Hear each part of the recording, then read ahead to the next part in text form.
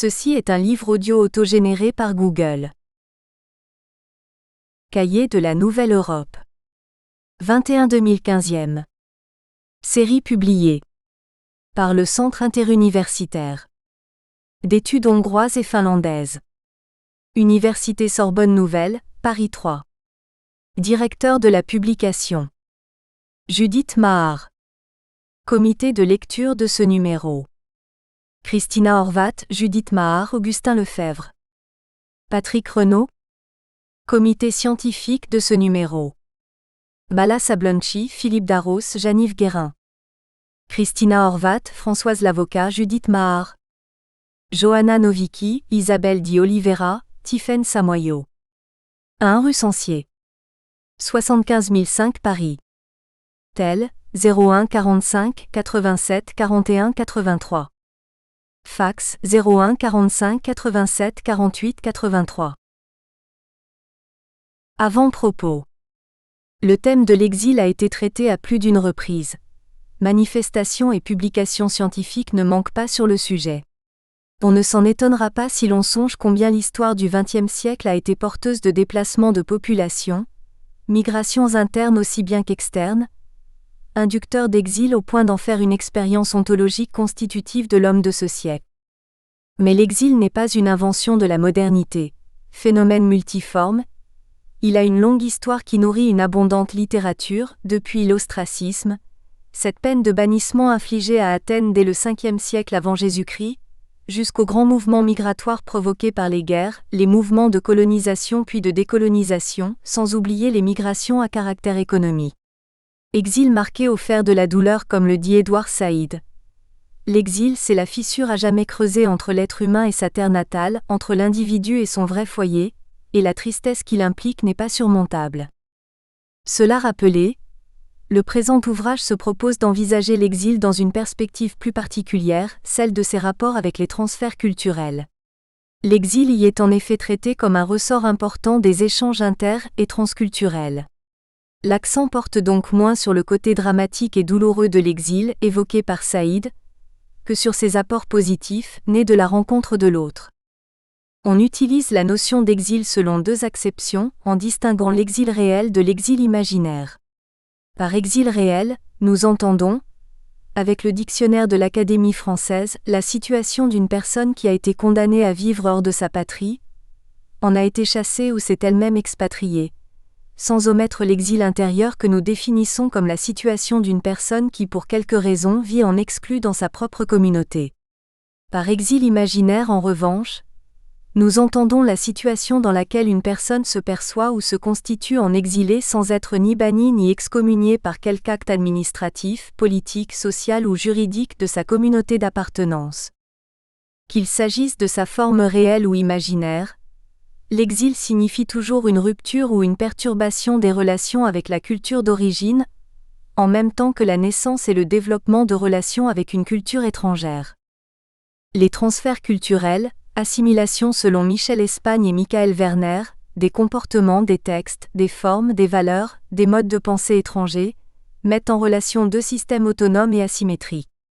Les échanges entre cultures, même s'ils reposent sur des éléments isolés, sur des itinéraires biographiques singuliers, ne peuvent être interprétés qu'à partir d'une compréhension globale de la conjoncture du pays d'accueil qui opère parfois de véritables transmutations des objets importés. L'exil en tant que porteur particulier de ces transferts offre donc ses fruits tant au pays d'accueil qu'au pays d'origine. Et l'on ne manquera pas d'envisager le cas particulièrement intéressant du retour d'exil, où le pays d'origine devient pays d'accueil. Les articles réunis dans ce volume présentent une grande variété de sujets traitant l'exil comme mise en relation d'espaces pluriels et comme phénomène de rencontre et de dialogue. Ainsi sont abordés les transferts entre centre et périphérie, la question de la langue de l'exil ou du multilinguisme, la traduction en tant que prise de contact avec une culture d'accueil, la réception d'une culture d'origine dans le pays d'accueil, la constitution de groupes en exil, le retour d'exil, la réinvention des frontières culturelles et politiques, ou encore l'imaginaire de l'exil ou l'exil métaphorisé, l'exil désiré. On notera que ces questions invitent aussi à une rencontre entre les disciplines constituant le champ des sciences sociales, notamment, mais pas seulement, les études littéraires, la linguistique et l'histoire. Conformément à sa complexité thématique, le recueil s'ouvre sur une conférence plénière pour regrouper ensuite les articles selon les chapitres suivants: métissage culturel, invention d'un monde nouveau, exil, nouvelle langue, nouvelle identité, l'exil, mode d'emploi, médiation de l'exil, passeur et médiateur, poétique de l'exil, poétique du voyage, imaginaire du pays d'accueil, retour de l'exil. Conférence plénière. Johanna Nowicki. Université de Cergy-Pontoise. IEP Saint-Germain-en-Laye.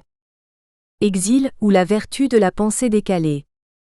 Le communisme en Europe s'éteignit exactement 200 ans après que se fut enflammée la Révolution française. Quel nom donner à l'arc de triomphe qui enjambe ces deux dates majestueuses? L'arc des deux plus grandes révolutions européennes? Ou l'arc unissant la plus grande révolution à la restauration finale? Pour éviter les disputes idéologiques, je propose pour notre usage une interprétation plus modeste. La première date a fait naître un grand personnage européen, l'émigré, le grand traître ou le grand souffrant comme on veut. La seconde a fait sortir l'émigré de la scène de l'histoire des Européens. Le sujet de l'exil m'intéresse en effet depuis très longtemps et m'interroge à plusieurs titres.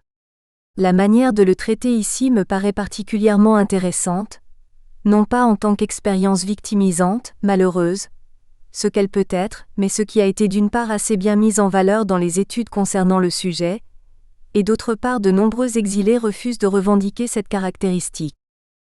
L'approche proposée ici de voir dans l'exil au contraire une opportunité, une valeur, une qualité spécifique me paraît particulièrement féconde dans le contexte européen, à un moment de l'histoire où les transferts culturels peuvent être véritablement étudiés après un demi-siècle de coupures artificielles.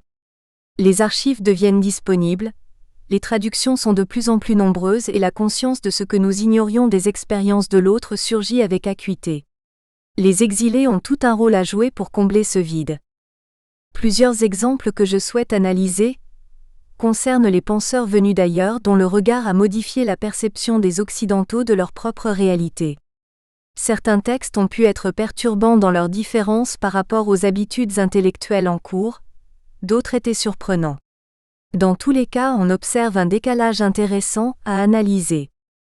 Tous ces exemples auxquels je songe montrent en effet une situation spécifique, celle décrite par Nicole Lapierre dans Pensons ailleurs qui permet à certains de devenir outsiders ou de fonctionner mentalement à plusieurs endroits en même temps. C'est une richesse si l'on sait l'exploiter au lieu d'en faire une malédiction nourrie de nostalgie et de sentiments de perte. Ce regard venu d'ailleurs, tout en étant très européen, est un regard d'exode qui observe avec étonnement ce qui lui est cher mais qui lui échappe par moments. C'est pourquoi il intéresse l'anthropologie interculturelle en construction comme champ d'investigation aujourd'hui. Cette problématique nous semble particulièrement importante à inclure dans la reconstruction de l'identité européenne commune. L'Europe d'après-guerre, tout comme l'Amérique du Nord, a bénéficié de l'apport de ces outsiders chassés de leur pays par les totalitarismes, ou venus volontairement s'installer ailleurs que dans leur pays d'origine. La pensée occidentale européenne en est moins consciente, et plus particulièrement la France, parce qu'elle l'est longuement ignorée et s'ils ont réussi à s'exprimer de leur propre voix, elle les a naturalisés sous prétexte de leur accession au statut de penseur universel. Cela peut être flatteur, mais on peut également penser qu'il peut y avoir aussi une neutralisation des différences dérangeantes. Ce mécanisme d'intégration intellectuelle profonde ne peut jamais être complet. Une certaine singularité dans leur pensée persiste, et il nous semble intéressant d'en montrer certaines nuances. Peu d'ouvrages rendent compte, comme le fait Philippe Diribarne dans L'étrangeté française, ou Svetan Todorov dans Devoir et délices, Une vie de passeur, ou Wojciech Karpinski dans ses livres de Grand Chemin ou encore Timothy Snyder dans son dernier ouvrage dans lequel il en parle avec son maître, Tony Judt, le XXe siècle. Nous touchons ici la problématique des transferts culturels, des canons plus ou moins stables dans les cultures, des représentations et des perceptions mais aussi du lien entre les faits et les croyances. Le regard posé sur les faits par ceux qui sont venus d'ailleurs nous intéresse ici pour comprendre son effet dérangeant, éventuellement innovant sur la pensée. J'ai commencé mon propos par une citation de Kundera tirée de son roman Ignorance, entièrement consacré à la problématique de l'exil, ou plus exactement à celle de l'impossible retour, de ce qu'il appelle le grand retour. L'ignorance de ceux qui sont restés dans le pays des réalités vécues par l'exilé, ailleurs, mais surtout le désintérêt pour cette autre vie ne permettent pas ce grand retour dont est fait le rêve d'exilé. J'ai consacré à cette problématique un texte que j'ai appelé « L'incommunicabilité d'expérience » que le roman illustre bien en effet. Rouja Lazarova, auteur de Mausolée, en est un autre exemple fort intéressant. Mais fort heureusement, à côté de cette incommunicabilité évidente, il existe une facette du destin d'exilé, surtout lorsqu'il est intellectuel, celui de passeur, d'empêcheur d'un trop grand entre-soi qui pousse parfois au conformisme, parfois d'un bagarreur qui a le droit d'écrire ou de dire ce que les natifs n'oseraient pas exprimer dans les mêmes termes. Restons sur Kundera, son article de 1983, Un Occident kidnappé, a certainement influencé le regard des Français sur ce qu'on appelait à l'époque l'autre Europe. Depuis ce fameux plaidoyer pour l'Europe centrale, il est devenu de bon ton dans les salons parisiens de ne pas confondre Est et Centre-Est et de ne pas mélanger les Russes avec les Hongrois, les Polonais ou les Tchèques. Son argumentation, tout à fait normale pour un intellectuel de l'Europe médiane, heurte pourtant encore aujourd'hui bien des esprits russophiles en France lorsqu'ils lisent sous sa plume. C'est à la frontière orientale de l'Occident que mieux qu'ailleurs, on perçoit la Russie comme un anti-Occident, où le destin russe ne fait pas partie de notre conscience, il nous est étranger, nous n'en sommes pas responsables, 10. Cela montre à quel point son propos était décalé par rapport à la manière de percevoir l'Europe du centre-est en France, cantonnée dans les départements des langues et civilisations slaves ou orientales, et politiquement toujours à proximité du département du russe. Les choses changent lentement mais sûrement. Un GDR important vient d'être créé pour la connaissance de l'Europe médiane. Toute une réflexion des géographes, historiens, politologues, littéraires est menée par ce groupe d'universitaires pour mieux faire connaître la recherche française sur cette ère culturelle dont le nom même n'est pas vraiment connu du grand public. La guerre froide a laissé son empreinte sur le vocabulaire courant et on entend encore souvent l'Est, pays de l'Est, à la place de l'Europe médiane si bien trouvée par Brodel. Continuons avec Tsvetan Todorov, l'homme dépaysé qui a fait de son dépaysement une véritable aventure intellectuelle franco-bulgare, et plus largement franco-est-européenne. Dans son livre Des débats, devoirs et délices, La vie d'un passeur, il rend précisément compte du dialogue qu'il essayait de nouer avec les intellectuels français, et des divergences de perception qu'il remarquait. Moi-même, je ne suis pas tout à fait bulgare. Je ne suis pas complètement un Français comme les autres, je suis un hybride. Mais cette mixité n'est pas propre aux seuls exilés. Vous, même vous opérez en vous des ajustements entre une part provinciale et une part parisienne, entre traditions féminines et masculines, entre le milieu social de vos parents et le vôtre.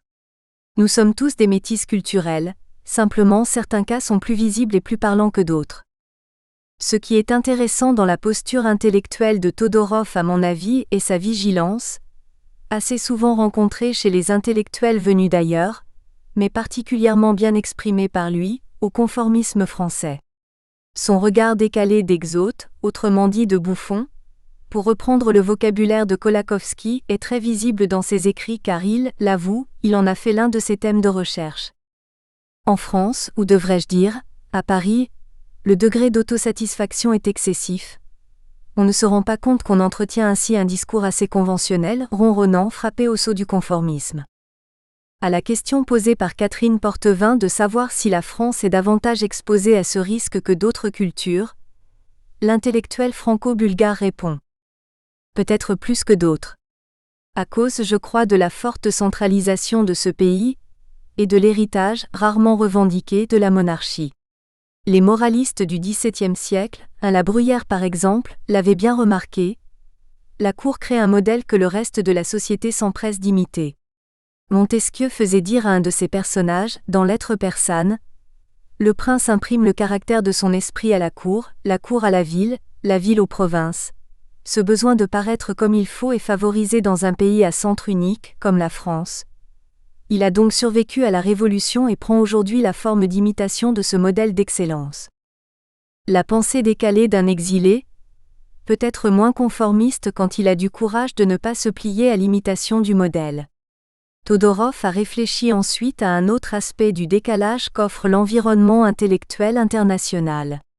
Il a raconté dans cet ouvrage son aventure de collaboration avec la revue créée par un autre exilé, Antonin Liem, Lettres internationales, en 1984, à laquelle il avait contribué dès sa création. Cette magnifique revue littéraire internationale a dû pourtant s'arrêter assez vite en France faute d'un nombre suffisant de lecteurs intéressés par la littérature et la poésie venus exclusivement d'ailleurs. Les Parisiens ne se comportaient pas comme les habitants de Prague, heureux de savoir ce qui se fait de par le vaste monde. Il aurait fallu que la section internationale soit contrebalancée par une forte section française, qui n'est jamais venue. J'en tire une leçon. Rares sont ceux qui se reconnaissent dans le pur internationalisme et échappent à la préférence nationale. Un autre domaine où le regard décalé de Todorov me paraît très intéressant concerne son analyse de la littérature et sa compréhension de la critique au service du sens. Il explique comment, lui qui a consacré des années de sa vie à réfléchir sur la poétique a fini par rêver sur la formule de Jacobson. Ce qui nous intéresse, ce n'est pas la littérature mais la littérarité, en russe, littératurno. Il résume, la poétique en tant qu'instrument oui, en tant que fin ultime de recherche non. Aujourd'hui je vois la spécificité littéraire comme une question d'histoire, non de langage. Pour Todorov, comme pour d'autres écrivains essayistes venus des pays touchés par le totalitarisme où les questions existentielles se sont posées, quand les études littéraires veulent cesser d'assumer ce rôle auxiliaire, elles deviennent un peu creuses. Ce qu'il entend par le rôle auxiliaire de la littérature est de la mettre au service de la connaissance des hommes, de leur société, de leur histoire. C'est précisément ce qui a frappé Wojciech Karpiński, essayiste et historien polonais, exilé lui-même, d'abord aux États-Unis, ensuite à Paris, qui a consacré un volume entier intitulé Ses livres de grand chemin aux écrivains polonais exilés après 1945 en faisant un choix personnel d'auteur qui selon lui incarne la force de la liberté intérieure, de la pensée véritablement libre. Dans l'introduction, il retrace le rôle de l'exil dans la vie intellectuelle de la Pologne. La littérature, par sa nature même, échappe aux règles. La littérature de l'émigration, l'expérience polonaise des 2 derniers siècles en témoigne, ne se soumet pas aux codifications politiques. Elle prend une signification politique quand elle enseigne la liberté intérieure. Frappé par la force de cette liberté intérieure des auteurs qu'il choisit Stępowski, Czapski, Watt, Gombrowicz, Milosz, Erling Grudzinski, Konstanty Jelenski, il montre le caractère décalé, non conventionnel, Zabojecki de leur style d'écriture. L'alliage magique de Czapski se laisse lui aussi reconnaître au milieu de cent autres. Sa phrase, dans son rythme, est différente de celle de Ostowiec, pseudonyme de Stępowski, laquelle est transparente et lapidaire, de celle de Gustav Erling Grudzinski, métaphorique et réservée.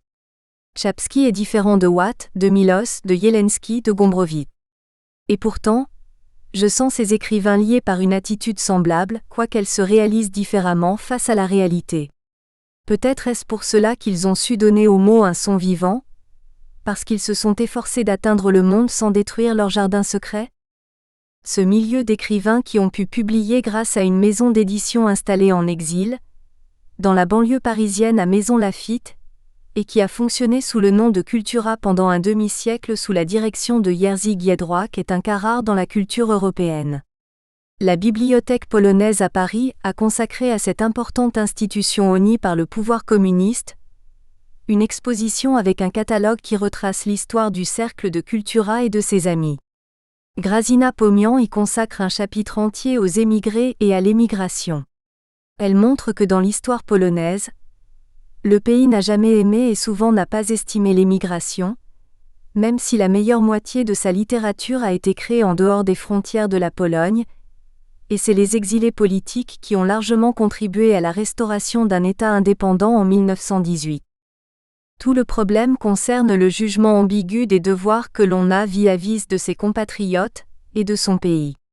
On est pardonné lorsqu'on devient un grand Polonais, les critères n'étant pas toujours clairs, qui a le droit de revenir au Panthéon national.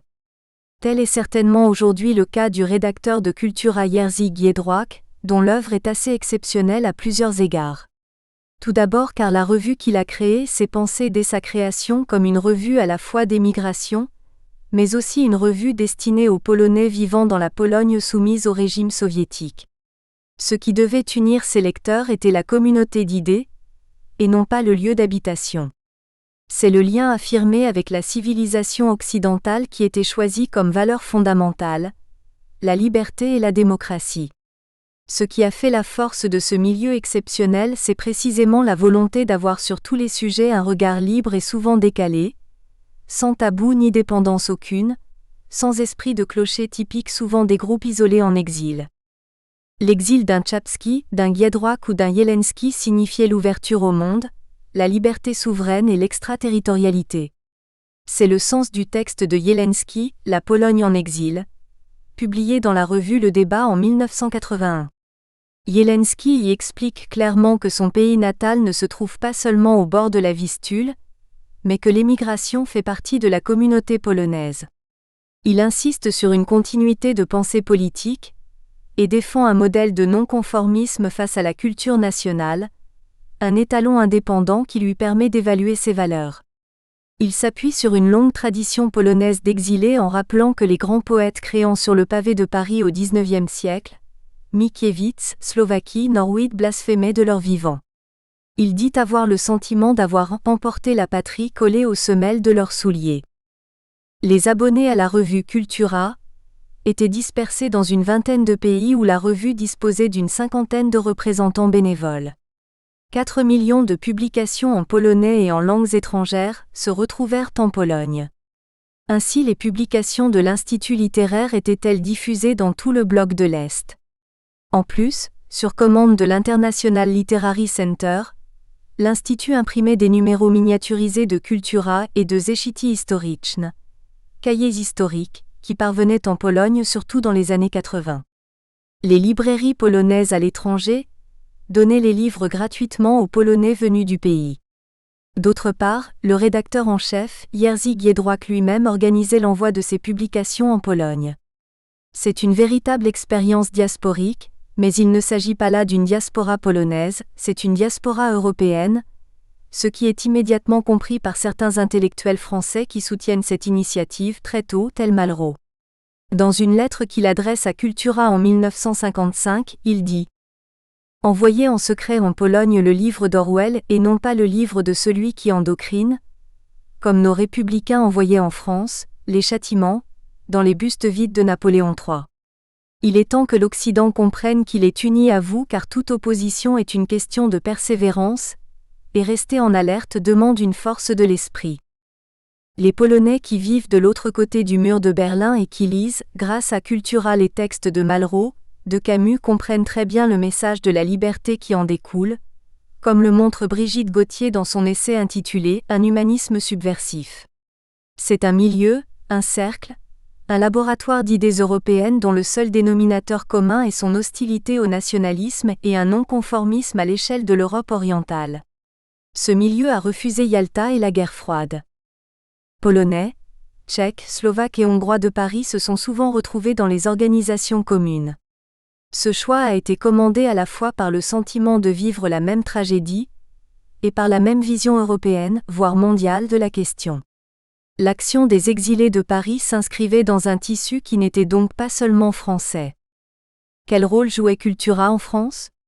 Elle était détachée de son pays d'accueil, éloignée de sa vie politique et sociale, et même de la vie de l'émigration polonaise en France. Son public était les Polonais cultivés disséminés à travers le monde, qui ont gardé un contact avec leur pays.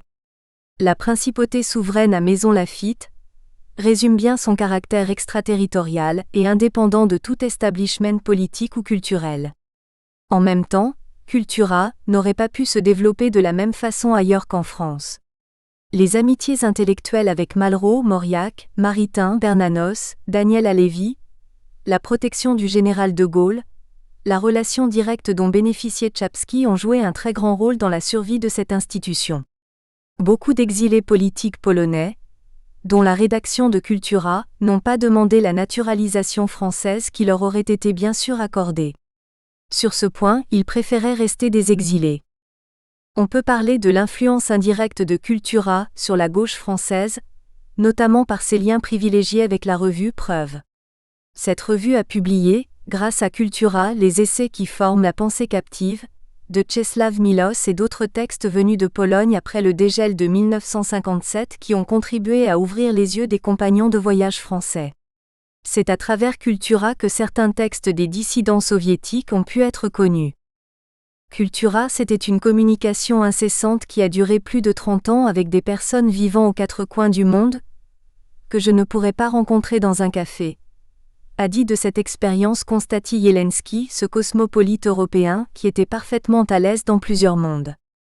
Aujourd'hui, les archives de l'Institut littéraire Kultura sont inscrites sur la liste de la mémoire du monde de l'UNESCO et s'ouvrent peu à peu à la connaissance d'autres Européens qui l'ignorent encore trop.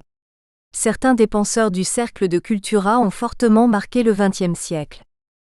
Tony Judt, l'auteur d'après-guerre, livre dans un entretien avec Timothy Snyder intitulé dans l'édition originale Thinking the 20th Century un panorama intellectuel du XXe siècle en insistant sur les penseurs qui l'ont particulièrement influencé. Snyder évoque bien sûr le rôle de Giedroyc. Giedroyc a été sans doute le plus important des libéraux de l'époque de la guerre froide, même s'il écrivait peu et que personne ne le connaît en dehors de Pologne. Dans sa maison à Maison Lafitte, il a réussi à créer une vie intellectuelle polonaise et est-européenne entièrement parallèle.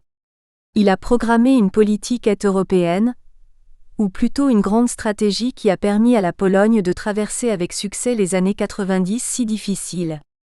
Personne en France où il vivait et où il travaillait ne savait vraiment ce qu'il a accompli depuis les années 50 jusqu'aux années 80.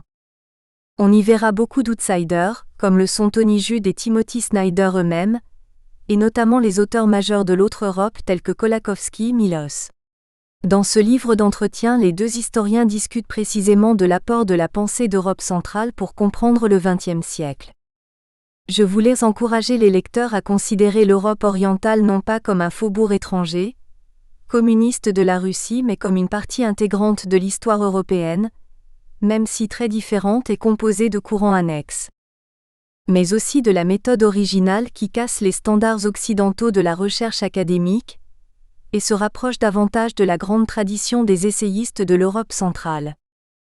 Ma deuxième ambition était celle d'écrire une histoire qui tiendrait compte de la culture et de l'art sans qu'ils se trouvent dans les annexes ou notes de bas de page. Les films mais aussi les romans, les pièces de théâtre et les chansons s'entremêlent dans la narration comme illustration ou exemple. Ce n'est pas typique dans l'histoire courante et j'en suis fière. Quant au fond, on perçoit la même réaction que celle déjà repérée chez Todorov, une sensibilité très marquée par le relativisme face à la question de la vérité. C'est un des effets négatifs des années 60, la part de la confiance dans la vérité comme contre-coup par rapport au mensonge. Tony Judt réfléchit sur le rôle des intellectuels d'aujourd'hui. Et il pense que celui-ci consiste précisément à faire ressortir la vérité au grand jour. La faire ressortir et ensuite expliquer pourquoi c'est la vérité. Il voit un danger dans le désir de traiter les journalistes comme une source d'inspiration, qui donne des grandes narrations ou des leçons morales qui deviennent vite banales. Pour Judt, aucun savant, aucun historien n'est libéré de la responsabilité éthique pour son époque juste parce qu'il est intellectuel. Il s'inscrit dans la ligne des moralistes français qui va de Montaigne à Camus, et qu'il trouve plus puissante que leur équivalent américain. Il y voit une forme de responsabilité civique des intellectuels. Judt a tout à fait raison en voyant dans les courants dissidents d'Europe centrale dans les années 80 une nouvelle conversation sur la pensée libérale. Il montre combien ces analyses ont été influencées par ce regard qui insistait sur l'importance de la société citoyenne détachée de l'État. Personne n'a voulu y voir l'apport d'un Havel, d'un Michnik ou d'un Konrad, à un libéralisme qui est partiellement né en Europe de l'Est qui utilisait un autre langage. Les intellectuels occidentaux voyaient à tort dans le discours de Judt les théories anglo-saxonnes, alors que lui-même se reconnaissait nourri des penseurs de l'Europe médiane. Celui auprès duquel il reconnaît avoir contracté une dette intellectuelle est l'échec Kolakowski, outsider comme lui. Ce rôle dans la vie universitaire lui convenait, il s'y sentait le plus à l'aise. C'est dans ces années-là que j'ai lu la meilleure critique du marxisme jamais publiée. Dans la période où les courants principaux du marxisme ont été publiés, en 1979, je ne savais pas grand-chose sur l'histoire intellectuelle de la Pologne, même si j'avais entendu parler de l'échec Kolakowski dans les années 60 quand il était un des principaux révisionnistes en Pologne. En 1968, on l'avait privé de la chaire de la philosophie à l'université de Varsovie, lorsque le pouvoir communiste l'a accusé tout à fait justement d'être le leader spirituel d'une génération des étudiants révoltés. Son départ de Pologne est un moment critique pour dater la fin du marxisme en tant que force intellectuelle majeure en Europe continentale. Kolakowski a atterri à All Souls College à Oxford où je l'avais rencontré la première fois juste après la publication en anglais des courants principaux du marxisme. Ces 3 volumes sont un monument des humanités européennes. Son regard sur le marxisme est en effet très différent de ce que la gauche occidentale, et particulièrement la gauche française y voyait. Pour Kolakowski, le communisme n'était pas une déformation d'un bel idéal, mais l'exacte application de la théorie marxiste. Jacques de Witt, l'auteur d'un ouvrage consacré à Kolakowski intitulé Le clivage de l'humanité, l'explique très bien tout en s'étonnant de constater que le volume 3 n'est toujours pas traduit en français. Ce livre a été traduit dans toutes les langues, mais la traduction française, intitulée Histoire du marxisme, a connu un destin singulier. Elle n'a jamais été plus loin que les 2 premiers tomes. Le 3e tome, portant sur le léninisme et le marxisme au XXe siècle, n'a jamais vu le jour. En quoi l'analyse de Kolakowski est-elle décalée ? Sans doute, ce qui a intéressé Tony Judt et Jacques de Witt, c'est la question fondamentale à laquelle Kolakowski, marxiste dans sa jeunesse, essaie de répondre tout au long de son travail d'analyse, à savoir comment une doctrine dont l'intention était de réaliser la libération de l'homme et d'instaurer une société dont serait éliminée toute forme d'oppression et d'aliénation, a-t-elle pu devenir en fin de compte l'idéologie la plus oppressive que l'histoire ait jamais connue ? Kolakowski a proposé une analyse philosophique du marxisme sous-tendue par cette question. Pour lui, le stalinisme n'est pas une déformation d'une idéal marxiste qui aurait mal tourné mais au contraire la conséquence logique de la doctrine elle-même. Il est impossible de considérer le socialisme qui s'est réalisé historiquement, c'est-à-dire le socialisme despotique, comme l'incarnation des intentions marxiennes. Le problème demeure cependant de savoir si un tel socialisme ne serait pas quand même l'incarnation de la logique interne de la doctrine, et si oui, dans quelle mesure ? L'explication fournie par le philosophe polonais éveille jusqu'à aujourd'hui les controverses en France. Kolakowski tourne en dérision ceux qui s'efforcent de minimiser le lien entre le marxisme et le stalinisme, et s'intéresse, comme Tony Judt, à la responsabilité des intellectuels. N'oublions pas son fameux texte « Le prêtre et le bouffon », dans lequel il montrait le rôle irremplaçable des intellectuels d'alerter les prêtres qui exercent le pouvoir de leurs dérives. J'y ai consacré un article dans le volume Mythes et symboles politiques de l'Europe centrale. Le jugement de Kolakowski est sans appel. Ceux qui partagent la conception que le communisme serait une trahison ou une déformation du marxisme veulent en quelque sorte décharger Marx de leur responsabilité de tous les faits commis par ceux qui se réclament de son héritage spirituel. Cette façon de considérer la nécessité de critique, voire d'autocritique de la culture lorsqu'on pratique l'histoire des idées, est plus large et ne concerne pas que le marxisme dans l'optique de Kolakowski. En cela, il est très européen. L'histoire des idées, et en particulier celle des idées toujours en vie et qui sont spirituellement les plus importantes et le plus influentes, constitue jusqu'à un certain point une manière d'autocritique de la culture. Admiré par de nombreux intellectuels, maître à penser pour beaucoup, toujours insuffisamment connu en France, ce grand exilé a proposé une analyse du marxisme qui paraissait décalée et pourtant aujourd'hui elle fait école. Un autre intellectuel de gauche, exilé dans le monde anglo-saxon, est devenu une référence, cette fois-ci en sociologie, est Zygmunt Bauman. Il est intéressant pour nos travaux sur l'exil et les transferts culturels, car il a précisément conceptualisé cette situation dans un petit livre d'entretien sur l'identité d'outsider, intitulé Identité. Outsider permanent. Juif, polonais, universitaire anglo-saxon mais connaissant très bien d'autres traditions intellectuelles, comme le prouve par exemple sa familiarité avec le système scolaire et académique français, Bauman est un esprit fin et conscient de sa marginalité qu'il ne déplore pas mais qu'il utilise au contraire comme moyen puissant pour dynamiser sa réflexion. Dans un entretien fait en 2010 par la revue Theory, Culture and Society, Simon Davis lui a précisément posé la question de son statut d'outsider ambivalent et de son influence sur sa recherche. Bauman confirme qu'il se sent un outsider complet, car il n'a jamais fait partie d'aucune école de pensée, d'aucune chapelle, d'aucun milieu intellectuel, parti politique ou groupe d'intérêt. Il se dit condamné à ce rôle car il lui manque les caractéristiques nécessaires pour être un insider académique. Loyauté pour une école, soumission à une méthodologie et une seule logique et rigueur adoptée par cette école. Il ajoute que cela ne le gêne pas. Il décrit ailleurs une forte impression de dislocation qui l'accompagne depuis qu'il se souvient.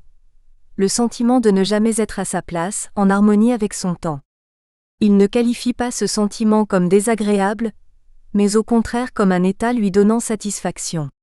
Au contraire, il dit trouver une certaine confirmation de ses choix éthiques dans cette heureuse distance. Bauman se décrit comme claustrophobe tant sur le plan intellectuel qu'émotionnel. Il déteste le bruit des foules, il n'aime pas l'instinct des troupeaux. Par conséquent, cette distance lui convient. S'il fallait résumer sa méthode, je dirais qu'elle puise d'abord dans l'interculturel. En effet, Bauman a beaucoup réfléchi sur le phénomène d'enfermement et parfois d'aveuglement dû à l'existence mentale dans un univers trop familier avec un entourage qui ne cesse de conformer nos pressentiments. Voici ce qu'il dit ouvertement, dans un ouvrage qu'il a consacré aux intellectuels, que la seule issue est la pratique de l'herméneutique interculturelle.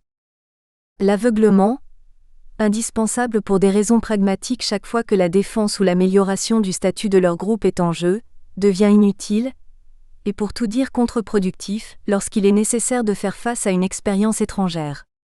Comme disaient Lévi-Strauss et Gadamer, ce n'est que lorsqu'ils se confrontent à une autre culture ou à un autre texte, confrontation sur un mode purement cognitif et théorique, qu'un intellectuel peut se comprendre lui-même.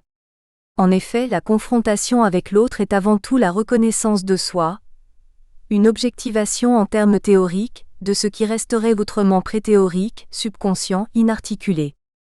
Cet aspect de révélation de sa propre identité que permet la pratique de l'herméneutique interculturelle trouve peut-être sa meilleure illustration dans l'œuvre de l'éminent anthropologue américain Paul Radin. La deuxième force de sa méthode est l'importance du regard, qu'il lie à l'éthique. Ses références sont multiples et parfois leur voisinage surprenant. Intellectuels juifs et polonais des années 30, Fleck, philosophe Lévinas Gadamer, écrivain Houellebecq, José Saramago, penseurs classiques comme Hannah Arendt, Carl Schmitt, sociologue, Ulrich Beck, Dominique Schnapper, etc. Le point commun de ces intellectuels est le regard qu'ils portent sur les mécanismes sociaux et politiques et c'est cela qui l'intéresse. Ils voient le lien entre le regard que l'on porte sur autrui et l'éthique de la relation à l'autre. Pour Bauman, nous assistons aujourd'hui au passage du regard d'Orphée qui peut sauver d'un regard de Panvitz décrit par Primo Levi, qui tue par indifférence. Cette exigence affichée à l'égard de l'éthique a sans doute provoqué des difficultés qu'a rencontré récemment Bauman pour continuer les débats sur l'identité en Pologne, où il est admiré par un grand nombre d'universitaires comme c'est le cas en Occident. Il n'a pas été suffisamment clair sur ses propres engagements de jeunesse. Du coup, sa théorie de l'identité liquide a pris une autre coloration et une réflexion sur la responsabilité de l'intellectuel pour ses propres théories a surgi avec violence. Pourquoi presque tous ces intellectuels en situation d'exil ont réfléchi à cette question de la responsabilité individuelle et collective, soit pour la confirmer, soit pour la récuser. Sans doute parce qu'on ne peut pas ne pas répondre à cette question, quand implicitement derrière le statut de l'exilé se profile celle de traître, comme le montre Kundera dans l'ignorance. Soit le grand souffrant, dit-il, soit le traître. Il faut sans doute se positionner par rapport à chacune de ces deux images symboliques. Reste encore celui du passeur dont parle Todorov, qui me semble le plus optimiste. Dans l'Europe d'aujourd'hui, à l'époque de la réunification, ce transfert est le plus souvent fait grâce précisément à la circulation de valeurs, d'idées, de concepts, ce qui peut conduire aussi à la levée de certains tabous. Il y a des pays qui acceptent le discours décalé des exilés, qui finissent par faire partie du débat intérieur même quand cela fait mal. La Pologne contemporaine semble en faire partie. J'en prends pour exemple la querelle autour de l'antisémitisme provoquée par les livres de Jean Gross, un juif polonais exilé aux USA à l'origine d'un débat national autour de la responsabilité individuelle. historique suivi de l'édition d'un volume ou au col strachu, à Tour de la peur, discussion sur le livre de Jean Gross, Zenac, Cracovie 2008. Cet ouvrage commence par le rappel du fameux texte de Blonsky, « Les pauvres Polonais regardent le ghetto ». Il donne ensuite la possibilité d'exprimer tous les points de vue, moraux, politiques, méthodologiques en matière de la recherche historique. Il y a la Pologne d'avant le débat autour des livres de Gross, et la Pologne d'après. Elle n'est pas la même. Celle d'après a accepté de se voir en face, d'ouvrir ses plaies, de confronter son image avec l'image qu'on a parfois d'elle à l'étranger, et elle a pu répondre aussi à un certain nombre d'accusations et de stéréotypes injustes et idéologiques. La maison d'édition catholique, Zenac de Cracovie, qui a décidé de publier ses livres et le débat autour de ces livres ont fait preuve d'un grand courage intellectuel en montrant que vivre avec les traumatismes, les tabous et parfois les mensonges ne permet pas d'exiger la vérité ailleurs.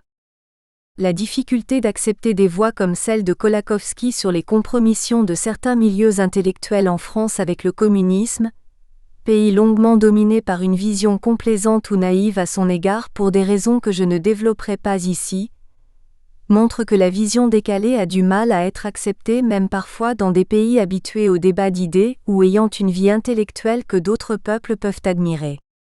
L'ouvrage de Tony Judt intitulé Un passé imparfait sur le même sujet a suscité de vives polémiques auxquelles il a répondu dans la revue Commentaires. 20 ans plus tard, son ouvrage intitulé La responsabilité des intellectuels sur Aron, Camus et Bloom a ébranlé les esprits, et c'était l'occasion de rappeler ce que devait être l'éthique intellectuelle. Mais la prise de conscience à l'égard du communisme est loin d'être faite en France. Certains débats importants ont pu avoir lieu en Europe précisément grâce aux outsiders, souvent exilés ou enfants d'exilés.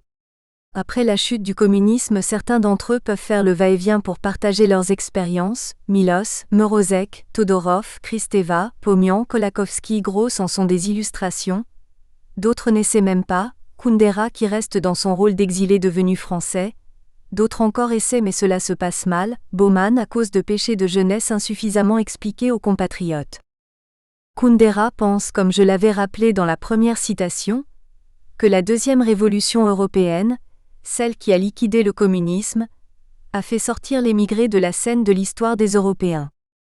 Est-ce vraiment le cas ? Oui. Dans ce sens que l'émigré n'est plus véritablement émigré aujourd'hui en Europe, car théoriquement il pourrait revenir à tout moment dans son pays et ainsi cesser d'être un exilé. Non, si on croit ce que Kundera lui-même a si bien décrit dans l'ignorance, à savoir que le retour n'est pas possible. Je pense qu'il a raison. Morozek a essayé, et finalement il est mort à Nice où il était chez lui. Miloš a vécu à mi-temps à Cracovie à la fin de sa vie, mais ses obsèques ont montré la complexité de dire les paroles décalées à ses compatriotes, qui n'ont pas tous apprécié.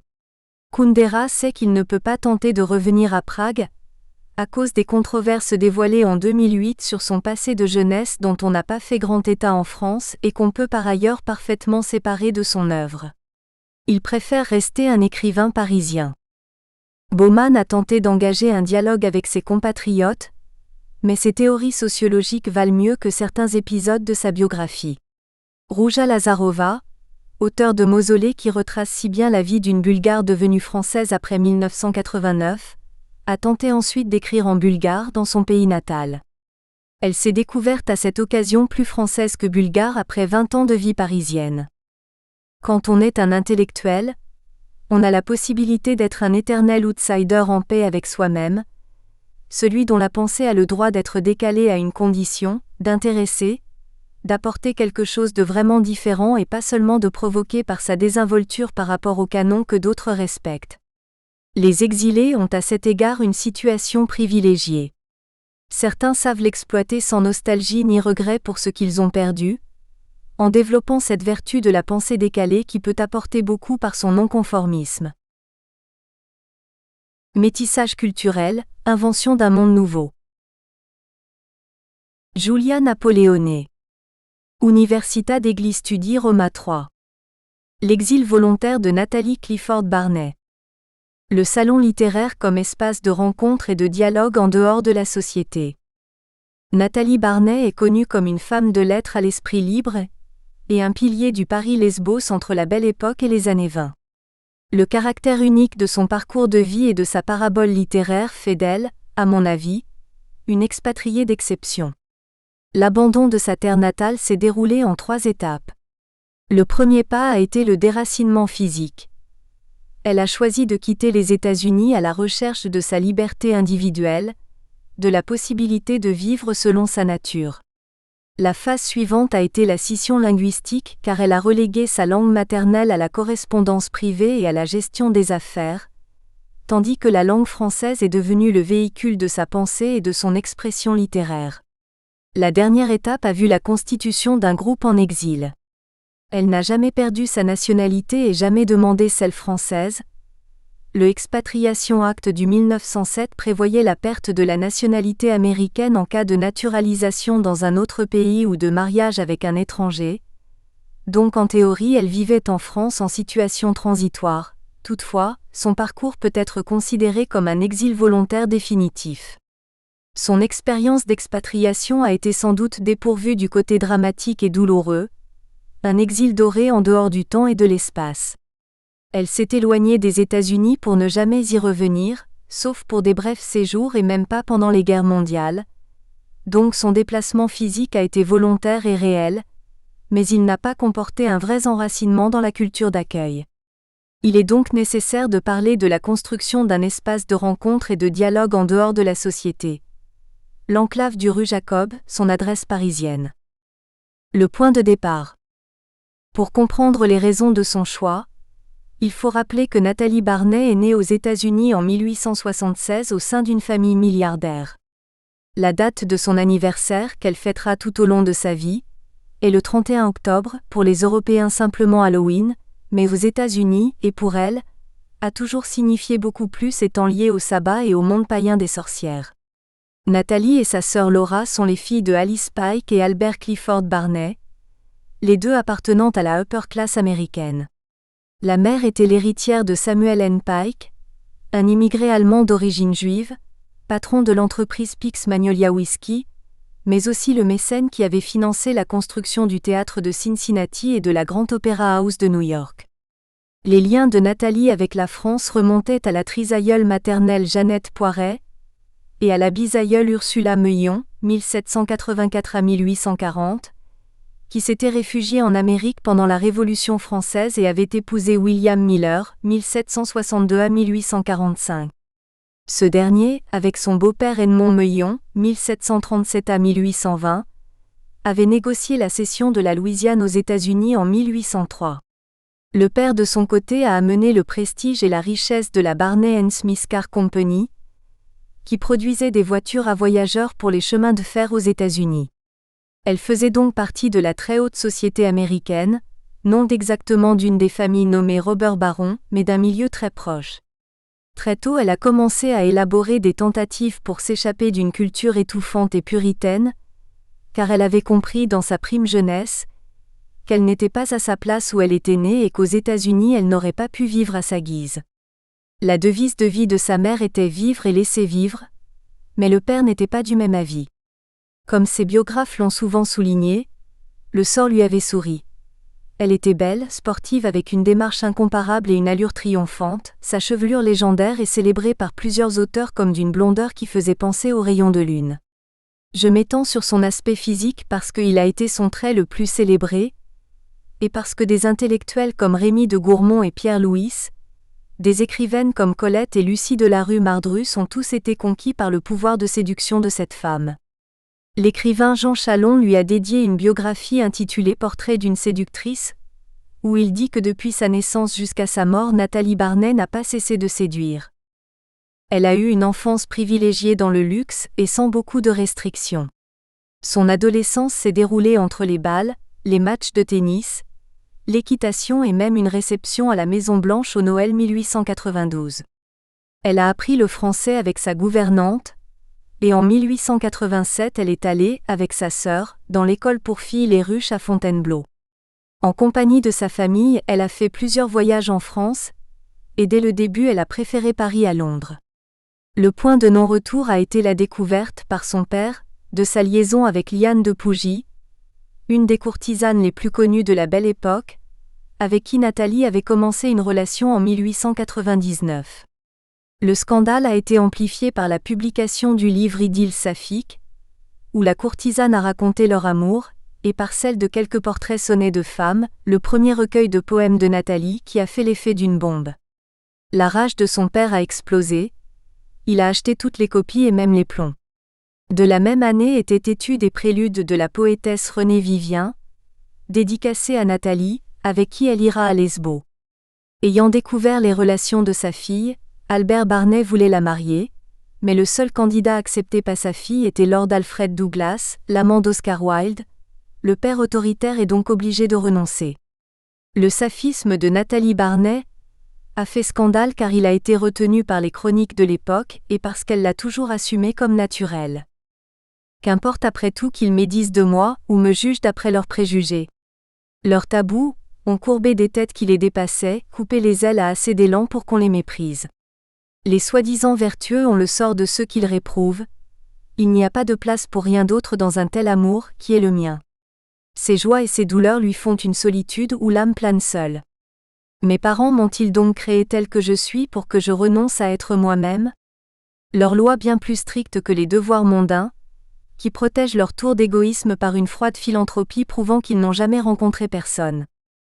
À ce stade, on peut remarquer deux particularités strictement liées entre elles qui sont à la base de son départ, le penchant pour les femmes et les aspirations littéraires. À cette époque, elle était liée d'amitié purement intellectuelle avec Pierre Louys, l'auteur de Chansons de Bilitis, qui a été le premier grand écrivain à la soutenir et à l'aider. Après lui, il y aura Rémy de Gourmont qui la rendra célèbre avec les Lettres à l'Amazone et Ezra Pound. Tout au long de sa vie, Barnet a consulté des écrivains hommes, mais elle n'a jamais été dépendante de leurs conseils. Changement. 1903 a été l'année de sa deuxième naissance. Elle a hérité à la mort de son père une immense fortune grâce à laquelle elle quitte finalement les États-Unis pour la ville lumière. Comme on sait, Paris, la troisième ville du monde à l'apogée de son influence culturelle, attirait les écrivains et les artistes du monde entier. Paris était le foyer de la culture. Paris m'a toujours semblé la seule ville où l'on peut vivre et s'exprimer à sa guise. Pour la jeune américaine, le choix était fait, cette ville est devenue sa patrie d'élection. Elle ne regrettera jamais son choix, et elle mourra dans sa ville d'adoption à 94 ans, en février 1972. Le fil rouge de sa vie est bien résumé dans son aphorisme : la vie la plus belle est celle que l'on passe à se créer soi-même, non à procréer. On l'a souvent décrite comme une version féminine de Don Juan, mais à mon avis c'est une explication simpliste et réductrice. Dans ses écrits, son univers amoureux s'exprime à travers un discours du corps et une philosophie de l'amour liée à la méfiance de la conjugalité vue comme banalité. Elle s'est dépeinte comme une mystique de l'amour selon qui, l'amour est l'unique communisme auquel je crois. Son œuvre est un hymne à la vie, et elle n'aurait pas pu se délurer ni à Washington ni à New York car à cette époque les États-Unis étaient un pays fermé, et Nathalie se sentait prédestinée à ce libre arbitre, car contrairement à l'exemple donné chez nous aux États-Unis, de ce qui se fait ou ne se fait pas, je n'agissais qu'à mon gré. La société américaine où Barnet avait grandi prévoyait pour une femme de son rang seulement le mariage. La seule ambition était d'organiser et participer aux diners et aux bals, qui pouvaient soutenir et développer le prestige et la position du mari. La principale obligation d'une femme haute placée était de préserver la réputation et le nom de sa famille. L'étiquette était une priorité, mais l'esprit de Barnet ne pouvait pas se soumettre aux diktats de l'époque, comme d'ailleurs elle ne s'y soumettra jamais dans sa longue vie. Sa vraie rébellion a été le refus de l'autorité et des contraintes de la société patriarcale, son désir de s'exprimer, son choix de liberté sexuelle, le rejet du rôle féminin préétabli, de la maternité et de la monogamie. L'époque donnait à une femme de caractère qui avait des moyens la possibilité de s'engager dans la lutte pour les droits des femmes. La fin du XIXe siècle et le début du XXe siècle ont vu un nouvel essor du féminisme et le mouvement a connu plusieurs succès. Mais Nathalie Barnet est différente, et elle ne sera jamais une féministe dans le sens militant du terme. Elle a analysé et dénoncé la condition des femmes dans ses œuvres comme Pensée d'une Amazone, mais son individualisme et son détachement des causes communes ont fait d'elle peut-être une source d'inspiration pour les féministes de plusieurs générations, mais jamais une militante de la rue. N'être d'aucune époque. La mode seule se démode. En France, depuis les lois révolutionnaires de 1791 et le Code pénal de 1810, l'homosexualité, tant masculine que féminine, n'était plus réprimée. En Allemagne et en Angleterre, pensons au procès Wilde, il y avait des lois homophobes qui condamnaient les homosexuels à des peines de prison et qui les exposaient en outre au risque de chantage. Le lesbianisme, en revanche, restait en dehors de la loi. Les tentatives de criminalisation se heurtaient au refus de considérer l'existence même des lesbiennes, puisque la sexualité féminine était pensée comme passive et déterminée par le seul désir masculin. En refusant d'envisager l'hypothèse que les femmes pouvaient avoir une sexualité, le législateur leur offrait la possibilité de vivre presque en liberté leurs amours. L'engagement militant ne semblait donc pas une nécessité, mais en même temps tout était enfermé dans la culture du secret, et l'absence de répression ne signifiait pas reconnaissance et acceptation du désir homosexuel.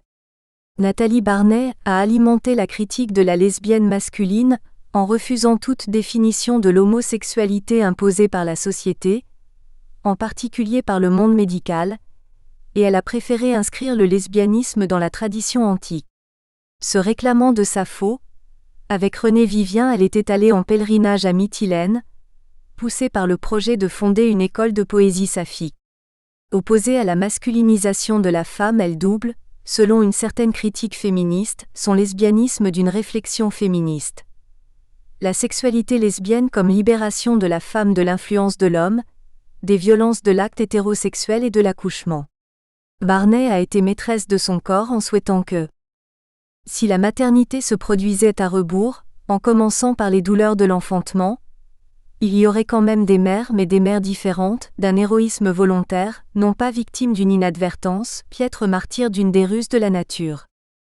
Pas encline à la victimisation, l'écrivaine a vécu sans remords ou culpabilité, et elle a prôné un modèle individualiste qui offrait par contre, peu de prise aux revendications. Si les raisons de l'exil volontaire sont plutôt claires et évidentes, il faut toutefois préciser que la France et Paris n'étaient pas si ouverts et qu'un tel style de vie ne concernait qu'une élite. Le statut d'étrangère, l'immense fortune dont elle disposait et l'appartenance à une classe sociale privilégiée, unie à son caractère indépendant et fier et à sa prédisposition vers le paganisme, sont à la base de l'enclave de son salon. Le point d'arrivée. En 1909, Nathalie Barnet avait trouvé le lieu où construire son monde idéal. Elle était devenue locataire du 20 rue Jacob, une maison dans le 6e arrondissement qui abritera son salon littéraire pendant 60 ans et son Académie des femmes. Au fond du jardin il y avait et il y a encore un temple, le petit édifice néoclassique voué à l'amitié classé au monument historique depuis 1947, grâce à sa locataire. Pour cette écrivaine, ce temple n'était pas un simple décor ni une curiosité, mais un élément symbolique de premier plan pour sa demeure et son salon dont elle parle dans ses recueils d'aphorismes Pensées d'une Amazone et Nouvelles pensées de l'Amazone. L'épilogue de ce dernier est dédié au temple, et on y peut lire toute la valeur donnée par l'auteur à cet espace, centre de la philosophie développée autour de cette communauté. Cela ne doit pas être par hasard que j'ai dans mon jardin un petit temple à l'amitié. Ces vestales ont passé par l'épreuve du feu. Dans nos diverses amitiés passionnées, n'avons-nous pas essayé de réunir sur terre quelque chose comme le chœur hiérarchique des anges ? Que nos anges ne chantent pas encore tout à fait à l'unisson ? Qu'il y ait dans l'ensemble quelques discordances, qu'importe puisque le sens de l'harmonie est en nous. Amitié, pacte au-dessus des passions, seul mariage indissoluble et de raison par excellence. Comme la coquille de l'escargot, notre amitié s'accroît d'un nouveau cercle chaque année. Rue Jacob a été une adresse incontournable pour les intellectuels lorsque Barnet a lancé dès octobre 1909 ses vendredis, un lieu de rencontre et d'échange à vocation internationale où on lisait des textes. Paul Valéry y a donné lecture, en première audition, du Cimetière marin, et des poèmes. Nathalie récitait parfois ses propres traductions en français, des œuvres de ses amis. Ces rendez-vous, une des principales attractions du Paris littéraire, étaient structurés sur les salons de Madame de Maintenon, Madame de Sévigné et George Sand. Nathalie Barnet a redonné vie à une institution parisienne qui était en décadence. L'innovation plus intéressante concernait les invités, un mélange d'intellectuels, hommes et femmes, hétérosexuels et homosexuels qui venaient des quatre coins du monde. Ils partageaient le même espace en interagissant dans une ambiance de liberté peu commune pour l'époque. L'internationalisme et l'acceptation des différences ont été à la base de la longévité des vendredis. Barnet se donnait du mal pour promouvoir les nouveaux talents. Elle leur faisait de la publicité, même si leurs œuvres n'étaient pas à son goût. Le compositeur Georges Antheil avait joué chez elle pour la première fois son First String Quartet et elle a aidé Louis Aragon. Avec Pound, elle a organisé le projet Bel Esprit, cité par Hemingway dans Paris est une fête, un programme économique pour soutenir Valérie et Elliot, pour les aider à se dédier exclusivement à la poésie. Ce monde protégé a abrité beaucoup d'expatriés et d'exilés comme Milos et Marina Svetaeva, qui a dédié à la maîtresse des lieux Mon frère féminin, Lettre à l'Amazone, mais aussi des musiciens comme Stravinsky, Schmitt et Ravel. Parmi les Français, Colette, André Gide, Rémi de Gourmont, Max Jacob, Paul Morand fréquentaient aussi ces après-midi. La période mythique du salon a été les années folles, quand est arrivée à Paris la vague d'expatriés américains. Plus tard passeront chez elle Truman Capote et Greta Garbo, mais ni les modes ni l'ambition ou le snobisme n'ont jamais été les clés pour accéder au cercle du 20 rue Jacob. François Chapon, directeur honoraire de la bibliothèque littéraire Jacques Doucet, qui l'a connue, m'a raconté dans un entretien qu'elle voulait être respectée dans son intégralité et que donc elle accordait le même privilège à ses hôtes. Le multilinguisme a été à la base de ce creuset de culture et sensibilité. Il a permis la rencontre, la superposition et l'interaction. Le 20 rue Jacob a été un lieu symbole des échanges et des transferts culturels. Il s'agissait d'un cénacle d'expatriés de différentes sortes en contact avec la culture d'accueil, mais en même temps détachés d'elle. Le projet de Barnet s'est éloigné du stéréotype du salon littéraire tenu par une femme de lettres mécène, et en 1927 elle a décidé de créer une enclave dans l'enclave. Elle a organisé des rencontres dédiées aux femmes, à ses amis poètes et artistes. Il s'agissait de l'Académie des femmes, sa réponse à l'Académie française apanage exclusif des hommes. Le salon et l'Académie étaient deux rendez-vous séparés et distincts car l'Académie était le royaume des femmes, la réalisation du cénacle saphique. La culture et la poésie, la libre expression de femmes souvent lesbiennes. Cet espace de rencontre et d'écoute était dédié à diffuser le travail intellectuel des femmes et à émanciper ses adeptes. Pour soutenir la valeur de Lucie de la rue Mardrus, Colette, Anna Wickham, Tamara de Lempicka et générer un lieu de développement culturel et littéraire libre de toute culpabilité ou péché car selon elle, le corps féminin devait être préservé et utilisé comme moyen d'expression. Elle s'est abstraite de la société patriarcale qui l'entourait, et elle a édifié grâce à l'Académie, le monde féminin où elle avait choisi de vivre. À travers son écriture, elle a répandu son idéal de vie. L'ambiance était intime et moins compétitive que celle des écrivains modernistes. Beaucoup de ces femmes étaient liées par un sentiment d'amitié mais aussi d'amour. Toutes trouvaient leur place et un public, souvent de l'aide économique. À Lesbos, le rêve de Barnet de reconstruire un cercle saphique de poètes et artistes avait échoué, mais à Paris dans les années 20 il est devenu une réalité. Cette académie était fameuse et y ont participé Radcliffe Hall et Djuna Barnes, les seules écrivaines à avoir atteint la notoriété des collègues modernistes hommes. Cette dernière a rendu hommage au groupe féminin réuni autour de Barnet, dans le roman à clé Ladies Almanac où elle a représenté chacune des habituées avec cynisme et humour comme personnages liés à une sainte lesbienne. Conclusion. Nathalie Clifford Barnet a quitté les États-Unis pour suivre son désir d'indépendance, un besoin de liberté qui concernait sa vie privée mais aussi son droit à l'expression. Son travail d'écrivaine s'est nourri de son expérience réelle, mais en même temps elle a fait de sa vie sa meilleure œuvre. Avoir gagné la liberté d'aimer les femmes et d'écrire sur ses amours défendus, sont les résultats de son expatriation. Son déplacement physique l'a amenée à Paris, mais elle a vécu dans le monde hors du temps et de l'espace, un monde bien réel mais conçu par elle-même. Concernant Barnet, les échanges culturels ont opéré dans les deux sens car elle s'est entourée d'esprits brillants qui lui ont permis de développer sa poésie et son écriture. Elle était tenue en grande considération par ses contemporains, et elle a bouleversé les sensibilités de beaucoup d'écrivains. Je pense bien sûr à Lettres à l'Amazone et Lettres intimes à l'Amazone que Rémy de Gourmont a écrit pour Barnet, et qui l'ont rendue célèbre dans le monde. On la retrouve dans Idylle saphique de Liane de Pougy, Études et préludes et une femme m'apparut de René Vivien, La bourgeoisie qui brûle et les fous de 1900 d'André Germain. Elle est Flossie dans Claudine s'en va de Colette, Valérie Seymour dans The Well of Loneliness de Radcliffe Hall, et Laurette Wells dans L'Ange et les pervers de Lucie de la rue Mardrus. Le 20 rue Jacob a été le royaume et l'ailleurs de l'Amazone qui a toujours vécu selon le principe de « je ne m'explique pas, je m'obéis ». Bibliographie. Barnes, D. 1992, Ladies Almanac NYQ Press. Barney Clifford, N. 1910, Acte et ENTR Acte E. Senso, Paris. Barney Clifford, N. 2013, Amant féminin ou la troisième, Erosonics Editions. Barney Clifford, N. 1982, Aventure de l'esprit, Persona, Paris. Barney Clifford, N. 1910, Éparpillement E. Senso, Paris. Barney Clifford, N. 1902, 5 petits dialogues grecs, pseudonyme Trifet.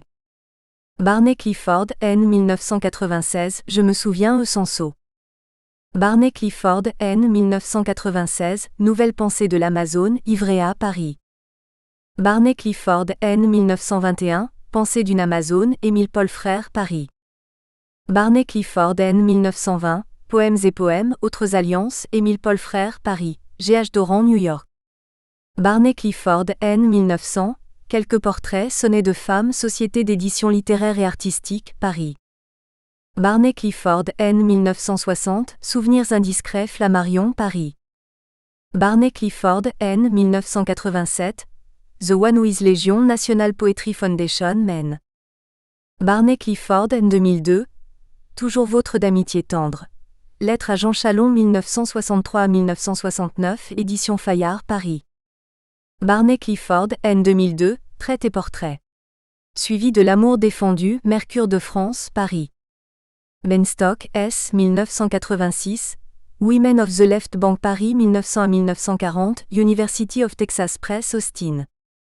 Buot, F. 2013, Gay Paris. Une histoire du Paris interlope entre 1900 et 1940, Fayard, Paris. Chalon, J. 1976, Chère Nathalie Barnet, Flammarion, Paris. Green, N.L. 2009, Expatriation, Expatriate and Expat, The American Transformation of a Concept in the American Historical Review, 114-2, 307 à 328. Kennedy, G. 1993, Modernism à Exil, Fitzgerald Barnes and the Unreal City in Imaging Paris, Exil, Writing and American Identity, New Haven et London. Rodriguez, S. 2002, Wild Art, Alive, HarperCollins, New York. Fink, L. 1993, Major Problems in the Gilded Age and the Progressive Era, University of Connecticut. Roche, J.P. OCT, 1950, The Loss of American Nationality. The Development of Statutory Expatriation, University of Pennsylvania Law Review, volume 99, numéro 1, pp 25 à 71. Christina Horvat. Université Eötvös Loránd, ELTE de Budapest. En attendant les barbares.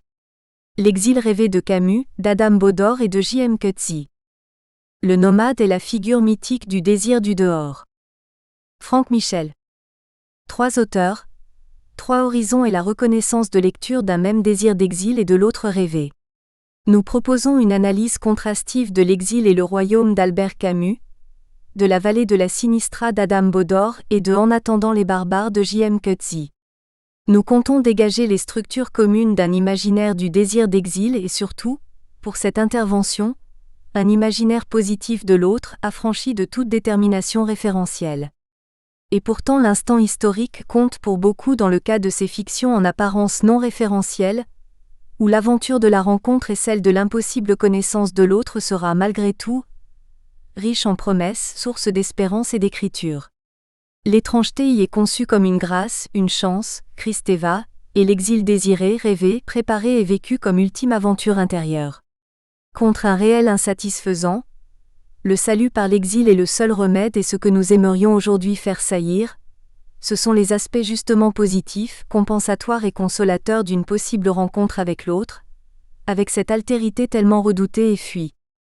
Le texte de Camus servirait ici de matrice et surtout celui de deux nouvelles de l'Exil et le Royaume, de la femme adultère et de l'hôte, qui selon Martine Mathieu-Job, par leur concision due à leur genre, laissent souvent davantage que les longs récits percevoir la dialectique du désir de proximité et de l'irréversible séparation que cette société, la société coloniale, a instaurée entre communautés. Nos deux autres textes sont des romans plutôt longs, et ils semblent bien faire exploiter tous les possibles de la narration camusienne, y compris celui dans le cas de Baudor, de segmenter le récit en textes courts intitulés Les chapitres d'un roman, inventant là un genre qui se situe quelque part entre un récit unique et un recueil de nouvelles. Même si l'identification référentielle nous semble facile ou évidente pour l'Exil et le Royaume de Camus, il nous semble que la figuration spatio-temporelle des nouvelles s'offre à une large ouverture sémantique, voire au détachement complet du contexte franco-algérien. Pour cette partie de l'analyse, nous pouvons aussi nous inspirer d'une belle étude de Gabriele Napoli, présentée lors du colloque Paysages en dialogue, espace et temporalité entre centres et périphéries européens, qui appelle à une lecture à la fois synchronique et diachronique de trois fictions contemporaines, Le Livre des Nuits de Sylvie Germain, Le Petit Navire d'Antonio Tabucchi et La Vallée de la Sinistra des Adam Baudor, et nous faisons ici nôtres certaines de ces observations, les appliquant à notre corpus pour cette intervention. Premièrement, si pour une lecture un peu rapide l'ancrage géographique semble possible, du moins pour l'Algérie de Camus et la Transylvanie de Baudor, l'identification du Troisième Empire de Coetzee au contexte sud-africain reste malaisée. Ces paysages participent d'une poétique qui se met au service de la représentation du temps, d'une histoire du désastre, dans une géographie catastrophée selon l'expression de Sylvie Germain. Deuxièmement, la représentation de l'histoire nécessite justement un code détourné de la représentation, poétisée. Comme l'observe Gabriele Napoli. L'étude de la poétique du paysage oblige le lecteur à interpréter les paysages en fonction de leur rapport au temps et à l'histoire, et à envisager la fiction anti-référentielle comme un code détourné de représentation, paradoxalement indispensable à une représentation exacte de l'histoire. La mythologie personnelle d'Albert Camus, une mythologie du réel pour Jacqueline Lévy-Valency, crée son propre système de signes qui tout à la fois se soumettent au réel et le transfigurent. Le mouvement de transfiguration qui constitue le réel en mythe, écrit encore Jacqueline Lévy-Valency, ne vient donc pas d'un désir d'évasion hors de la réalité, mais au contraire du désir de la saisir dans toute sa plénitude. Les rapports du roman et du réel, qui sont au centre de la réflexion théorique de tout romancier, les méditations sur les rapports du naturel et de l'invraisemblable, sur cette aptitude du naturel à devenir invraisemblable, du réel à entrer dans le mythe, participent bien entendu de la prose postmoderne en général, mais sont très manifestes et très prononcées dans le texte de Coetzee comme chez Baudor. Dans un livre d'entretien avec Sofia Balla intitulé L'odeur de la prison, Baudor Adam souligne le caractère magique de la frontière et de sa zone qui constitue de manière récurrente le décor de ses récits. La frontière et ses alentours, dit-il, sont toujours un endroit plus passionnant que l'intérieur des terres. C'est un espace magique, ensorcelant, le lieu du risque, celui de l'aventure, où le paysage et ses moindres vibrations sont emplis de tension. Dans l'écriture de Baudor, cet espace est indéfectiblement lié à une certaine expérience de l'Europe de l'Est, où cette zone est en général un espace encerclé de barbelés et fermé par des barrières, où des miradors surplombent les douves où l'oiseau passant dans l'air comptait pour un initié bien informé. Baudor souligne le climat d'angoisse régnant en ces lieux. La frontière n'était pas facilement franchissable, le simple mortel évitait jusqu'à ses alentours. Et pourtant, habiter cette zone, c'est aussi un privilège, une élection. La pensée de celui qui est domicilié à proximité d'une frontière ou dans une zone frontalière est déterminée, je pense, par une conscience absurde.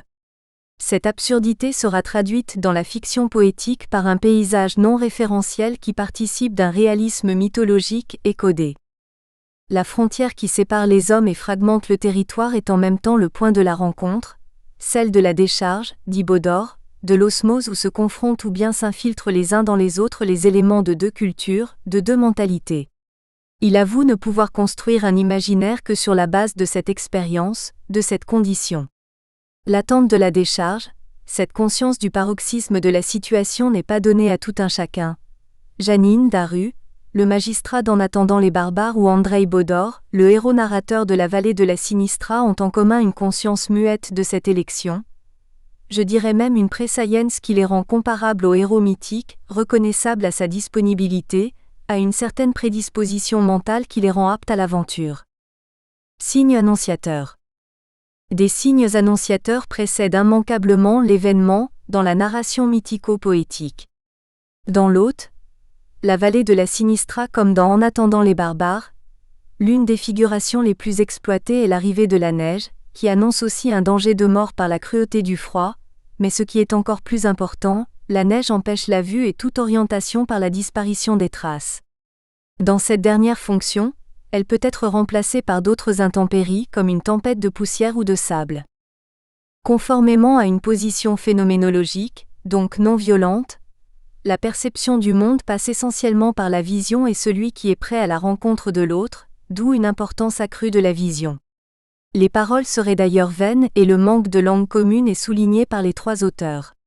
Coetzee va peut-être le plus loin dans cette récusation de la parole mensongère, car chez lui, il n'y a de parole que sous torture. Voir. La vision de l'autre est d'abord facilitée par l'élévation spatiale, et Jacqueline Lévy-Valency parle de l'apparition de la conscience face à un certain type de paysage, qui s'offre au narrateur-observateur sur un plateau, dont mieux que tous ses prédécesseurs, Janine, la femme adultère, sentira la fascination et la signification quand du haut elle aussi d'une terrasse, elle découvrira le royaume du désert. Aussi le désir de connaître se manifeste-t-il systématiquement chez nos auteurs par la montée sur une élévation naturelle, crête, sommet, plateau ou construction humaine, fort, rempart. Pour Jacqueline Lévy-Valency, dans le cas de Camus. C'est une description située ici et maintenant, qui fournit à la réflexion ses points d'appui. Il s'agit moins de décrire que de constater ce qui est vu, dans une perspective étroite et limitée. Cette vision réduite constitue une belle image du point de vue subjectif dans la création littéraire, et romanesque en particulier. Le monde extérieur est restreint à ce qu'en peut percevoir un regard à travers une fenêtre, ou une conscience à travers une expérience. Ce que la vision perd en étendue, elle le gagne en profondeur et en précision. La présence est l'image de la fenêtre, cadre qui impose ses bornes, vitre qui permet d'échapper à l'emprisonnement à l'intérieur des murs, à la fois lien et séparation entre le monde clos du dedans et le monde du dehors. Et son contraire, la fenêtre fermée apparaît comme le refus ou l'impossibilité de connaître la vérité d'un être. Symbole des difficultés de la relation du jeu au monde et à lui-même, la fenêtre et la glace garderont une place importante dans l'univers symbolique de Camus. Coetzee et Bodor exploitent abondamment les possibilités de l'image de la fenêtre, ou encore celle des longues vues gommant la distance et aussi celle des contraires de l'image. Verre dépoli et même les verres fumés d'une paire de lunettes de soleil qui ne rappelleront point celle d'une star, mais offriront bien plutôt une association liée à quelques colonels dictateurs d'Amérique du Sud ou d'Europe de l'Est. Voyons l'incipit du roman de Coetzee, faisant entrer en scène le colonel Jolle, membre du 3e bureau, qui est la section la plus importante de la garde civile de l'Empire. Je n'ai jamais rien vu de pareil. 2 petits disques de verre suspendus devant ses yeux dans des cercles de fils métalliques. Est-il aveugle ? Je comprendrais dans ce cas qu'il veuille se cacher les yeux. Mais il n'est pas aveugle. Il voit à travers ces disques obscurs qui, de l'extérieur, paraissent opaques. Chez Bodor, la fenêtre sera chargée du même symbolisme. Ceux qui sont dans la soif de connaître désirent ardemment voir et leur fenêtre est fenêtre sur le monde. L'initiation à l'être, le désir de connaître, le désir sexuel même seront véhiculés par l'image de la fenêtre. Encore plus évocatrice, l'image de la fenêtre qui se nettoie. Au moment même de la rencontre amoureuse, Connie Hilafeld, le grand amour de Bella Bundeisen, le voyageur descendu de son train pour boire un peu d'eau fraîche à la source qui jaillissait près des rails, ne se baigne point dans une fontaine, mais elle a tout de la fée médiévale. On était au printemps, à l'époque des rameaux ou de quelques fêtes similaires, l'air était chargé de senteurs et malgré l'heure tardive, un étourdissant babil d'oiseaux s'échappait des noires forêts de sapins qui cernaient les clairières. Jupe retroussée, ses bras blancs éclairant la grisaille, Connie Hilafeld était agenouillée sur le rebord de sa fenêtre dont elle faisait briller les carreaux. Sans doute le papier humide, glissant de ci de là sur le verre, avait-il aussi d'engageantes sonorités. La merveille de la rencontre et l'acceptation bienheureuse sont accompagnées de l'image de la vitre translucide et bien polie, tandis que son contraire, le refus, l'enfermement et la négation de l'amour voire l'impuissance seront signalés par les vitres opaques et donc par la cécité volontaire. Ainsi dans la vallée de la Sinistra les fenêtres de l'hôpital psychiatrique, et l'on connaît bien la connotation de ce genre d'établissement dans le contexte soviétique, sont peintes en jaune. Nous pouvons encore citer le 13e chapitre qui raconte l'histoire de Gabriel Dunka, le nain qui choisit de balancer la transfuge Elvira Spiridon qui pourtant l'attend toute nue dans son logis, prête à s'offrir à lui. Le nain vierge et qui le restera exerce le métier de verrier au service de l'État. Il était chargé de dépolir les panneaux de verre, destinés aux fenêtres de la future prison. Une fois qu'il avait terminé un lot, il traitait chaque semaine de quoi garnir 35 à 40 châssis, il chargeait la voiture pour livrer lui-même la marchandise à Sinistra. Le centre de sa remise était occupé par une énorme caisse remplie de sable.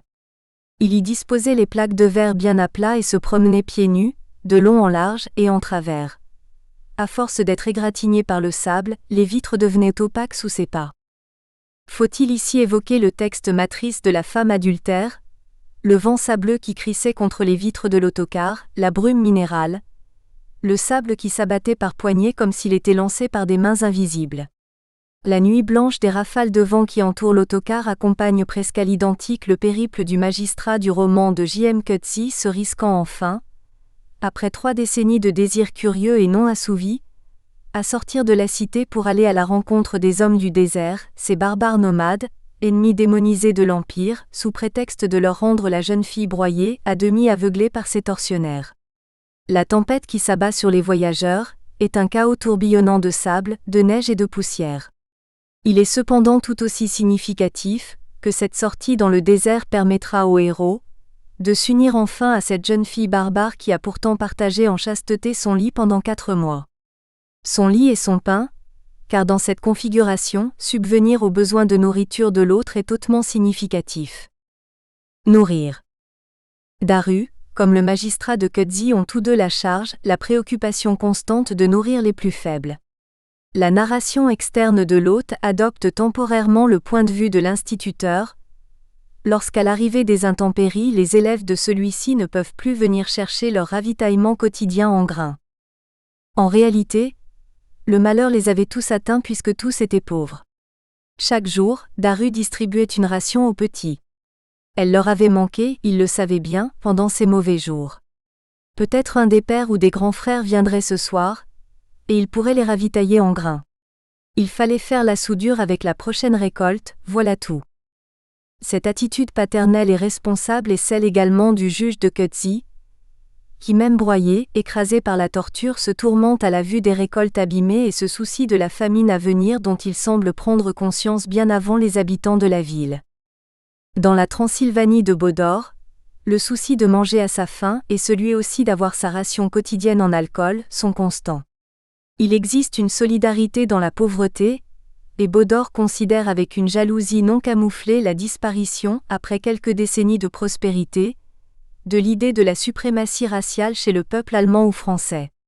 Il demeure persuadé que c'est la frustration héritée qui expose un peuple à la folie des dictatures et aux doctrines compensatoires. Bodor a la nostalgie d'une époque perdue, d'un moment de grâce pourrait-on dire, où l'altérité évidente et affichée des peuples de Transylvanie était assumée dans un multiculturalisme et une certaine identité transylvaine supranationale. Il dit la fragilité d'un tel équilibre dans de nombreuses scènes de partage de la nourriture, composée essentiellement de baies et de racines, de partage du torboyau fabriqué à base d'alcool dénaturé filtré sur du charbon de bois accompagné du conseil. Au début ça te fera vomir, mais tu t'habitueras. Peu de choses sont aussi propres à l'Europe de l'Est que l'alcool dénaturé, et l'ingéniosité du pauvre à arriver dans un état d'alcoolémie suffisante pour supporter le poids de la vie. On est dans une relation de camaraderie, non d'hospitalité. La convivialité est possible sur une base socio-professionnelle, pour ne pas dire de classe. C'est suggérer que le clivage diriment est socio-économique, et non ethno-culturel, dira Jean-Yves Guérin à propos des Muets. Camus, au milieu des années 1950, se force à le croire. Il est encore et toujours un homme de gauche. Il lui échappe que le clivage ethno-culturel recoupe le clivage entre citoyens et exclus de la citoyenneté. Un quart de siècle plus tard, Coetzee et Baudor sont conscients du poids de ces deux clivages. Celui qui est dans l'attente des barbares, c'est celui qui est dans l'attente de la rencontre de l'autre, du nomade qui n'est pas un migrant, comme on le pense à tort encore aujourd'hui. Il scrute donc l'horizon, perce des traces, déchiffre des signes. Il est en attente, plus précisément il a une conscience aiguë de quelque chose qui l'attend. C'est un éclaireur. Et un nomade lui-même. Il est difficile à ce point de l'analyse d'éviter Deleuze, le premier texte de la pensée nomade au colloque de Cerisy en 1972. C'est à propos de l'analyse des textes de Nietzsche que Deleuze propose une réflexion sur le mode de production asiatique, et les figurations de l'Empire présentes dans notre corpus répondent en écho aux deux philosophes. Comme le rappelle le magistrat, fonctionnaire de l'Empire chez Coetzee. À nos yeux, ce pays est à nous. Il fait partie de l'Empire, notre avant-poste, notre établissement, notre centre marchand. Mais ces gens, ces barbares ne le voient pas du tout sous ce jour. Il y a plus de 100 ans que nous sommes ici. Nous avons gagné des terres sur le désert, bâti des ouvrages d'irrigation, cultivé les champs, construit des maisons solides, dressé une muraille autour de notre ville, mais à leurs yeux, nous sommes toujours des hôtes de passage. Dans la formulation de Fusil Laszlo, Camus ne se contente pas de dire ce qu'il advient de l'homme coincé dans cette existence déterminée par les derniers royaumes, de dire cette existence humiliée, écrasée, ravalée au rang animal, mais tente de dire aussi ce qui reste d'humain en lui après les exactions impardonnables. Le questionnement de Camus, de J.M. Coetzee ou de Baudor Adam nous semble également pointer dans cette direction, par excès d'optimisme si l'on veut, dans un même comportement mythico-poétique, ce qu'il en reste. Beaucoup, il en reste encore beaucoup. L'espoir du renouveau, celui de la rencontre de l'autre, dont l'exil est la condition nécessaire mais non suffisante. Toumba SHANGOLOKOHO. Université Sorbonne Nouvelle, Paris 3, Cercle. L'exil au regard de la notion de relation et de TRANSCULTURATION. Position. La réflexion que voici vise à expliquer l'expérience de l'exil à partir de quelques récits et textes sur l'exil. Littéralement, l'exil suppose pour un individu, une communauté ou un peuple la sortie contrainte du pays, du territoire originaire pour un autre lieu inconnu et étranger. On peut tirer plusieurs implications de ce schéma de l'exil. L'exil se donne comme une rupture fondamentale entre un individu, un peuple ou une communauté avec toutes les valeurs qui le constituent en tant que tel. Cette rupture fondamentale devient radicale lorsque le retour devient impossible. Alors l'exil se vit dans la conscience de l'exilé comme nostalgie et nostomanie. La nostalgie est souffrance, douleur et manque. La nostomanie est le vouloir ardent, la volonté irrépressible du retour. L'exil installe dans un entre-deux pénible quand il est mal vécu. L'amertume, la peine et l'incapacité de l'exilé qui vit péniblement son exil s'expliquent par la difficulté à prendre racine dans la terre d'exil. L'entre-deux exilique est pour lui comme une dépression, une tragédie. L'exilé est constamment partagé entre le souvenir et la mémoire du passé, et les difficultés d'enracinement au présent. Mais l'exil le confronte également à une épreuve douloureuse, celle du risque de perte de la langue maternelle. Car vivre dans la terre nouvelle implique qu'on s'ouvre à la vie et à la langue du pays d'exil. De la déprise du présent à la reprise du passé par le souvenir et la mémoire pour ne pas mourir, l'itinéraire de l'exil se déploie comme une expérience absolue de l'étrangeté de l'étranger ou de l'extraterritorialité, de l'extranéité, comme expérience absolue de l'arrachement à sa terre d'origine, d'arrachement à soi.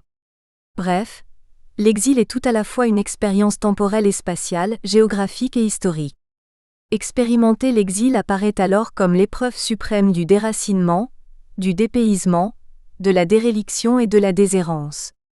Les chemins amers de l'exil ouvrent radicalement à l'expérience ontologique pour ne pas dire métaphysique, anthropologique et phénoménologique de la rupture entre l'individu et son origine, entre l'individu et l'ailleurs, entre l'identité et l'altérité, entre le passé et le présent, expérience fondamentale de la perte de la langue et de la culture. C'est cette expérience exilique radicale telle que représentée et discutée dans quelques récits et textes africains ou diasporiques, que je voudrais expliquer à partir de deux notions, celle de relation qui renvoie à la poétique d'Édouard Glissant, et celle de transculturation qui fait référence à l'essai pionnier de Fernando Ortiz, la controverse cubaine entre le tabac et le sucre. Que signifie poser la relation comme horizon ontologique, anthropologique et phénoménologique de l'exil? Que signifie poser la transculturation comme horizon de l'exil? Cette double question servira de perspective en surplomb à cette réflexion. Dans la mesure où l'expérience de l'exil est considérée comme une expérience de séparation, de déchirement et de déplacement, en quoi ces deux notions la subsument-elles et introduisent-elles à une autre dimension de la compréhension de l'exil? J'aimerais dans un premier moment m'arrêter sur les notions de relation et de transculturation, pour élucider leur contenu et leur valeur de vérité intrinsèque qui permettent de les asseoir comme lieu de transcendance de l'expérience de l'exil, comme l'au-delà de l'exil.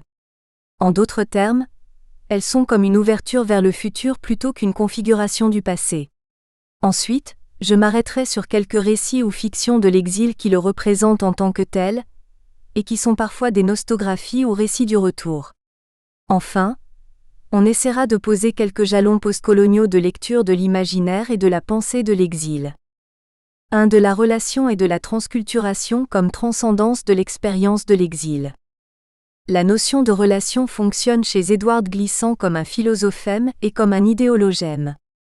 C'est-à-dire comme un nœud à partir duquel il fonde théoriquement et pratiquement sa pensée et son imaginaire de l'histoire. La relation est à Édouard Glissant ce que la transculturation est à Fernando Ortiz. C'est la pointe extrême de la création littéraire et de l'invention philosophique d'Édouard Glissant de ses premières œuvres aux œuvres ultimes. Son poème épique Les Indes, 1956, en 6 chants dessine déjà la dynamique de la relation en 3 temps. Le voyage et la conquête, la traite et la résistance et enfin la relation. Son premier essai Soleil de la conscience. Poétique 1 1956, jette les premiers jalons de la pensée de la relation qu'il reprend ainsi dans l'intention poétique. Poétique 2, Soleil de la conscience, l'errance introduit à la diversité puis la diversité force l'être vers son sens. L'avantage, naître au monde, c'est concevoir vivre enfin le monde comme relation, comme nécessité composée, réaction consentie, poétique et non morale d'altérité. Comme drame inaccompli de cette nécessité page 21. Ici, la pensée du monde comme relation reprend autrement en charge la pensée de l'errance comme introduction et ouverture à la diversité. Ce qui donnera plus tard naissance à la poétique de la relation. Poétique 3 Gallimard, 1990, qui nous intéresse ici, à l'introduction à une poétique du divers Gallimard, 1996, et surtout à la philosophie de la relation. Poésie en étendue, Gallimard, 2009, qui parachève la théorisation de la pensée de l'errance et de la relation. Au commencement donc, il y a la pétrification, la sidération de l'expérience du déportement des Africains vers les Amériques, la traite. Qu'est-ce donc sinon ce qu'il caractérise comme l'arrachement au pays quotidien, au Dieu protecteur, à la communauté tutélaire, page 17. Et aussitôt il ajoute, mais cela n'est rien encore. L'exil se supporte, même quand il foudroie, page 17. À partir de là, l'imaginaire et la pensée de la traite négrière comme exil à nul autre pareil vont se déployer par amplification hyperbolique en un tableau saisissant de la dégradation et de la déshumanisation des captifs entassés dans la barque ouverte. Métaphore du bateau négrier. 3 gouffres symbolisent la terreur et la tragédie de la déportation comme exil. Le gouffre de la promiscuité, de l'agonie et de la mort, p1 7-18. Le gouffre du non-monde, gouffre matrice, gouffre de l'abîme marin, page 18. Et enfin le gouffre insondable du souvenir ou de l'imaginaire, page 19. C'est là l'héritage légué à la fois par ceux qui ne sont jamais arrivés, et ceux qui eurent la chance d'arriver. De même que l'arrachement primordial ne s'accentuait d'aucun défi, ainsi la prescience et le vécu de la relation ne se mêlent-ils d'aucune jactance. Les peuples qui ont fréquenté le gouffre ne se vantent pas d'être élus. Ils ne croient pas enfanter la puissance des modernités. Ils vivent la relation qu'ils défrichent, à mesure que l'oubli du gouffre leur vient et qu'aussi bien leur mémoire se renforce, page 20. La pensée de la relation et son imagination ne sont possibles qu'à partir de la prise en compte de l'expérience fondamentale de l'arrachement primordial, de la terre-mère et du transbahutement vers les terres inconnues et étrangères des Amériques. Les héritiers du gouffre ne tirent aucun orgueil de cette situation.